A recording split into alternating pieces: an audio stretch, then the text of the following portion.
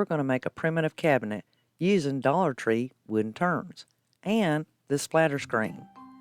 So first I selected the boxes that have the use wood glue on each one of your boxes along with, so we needed 8 of those pieces if you cut that, but only cut the side, and that piece you cut off, see the edge here, leave that. This will hold your floral wire in place just so it doesn't slide, or springs will actually swimmy around and trim that metal down on them, because the door side is going to be a little bit shorter. You're not going to have as much width. And everything, can glue a star on the center and add some berries if you like. Subscribe to the channel so you can see more videos just like this one. Ring forward to seeing your DIYs. Follow me on social medias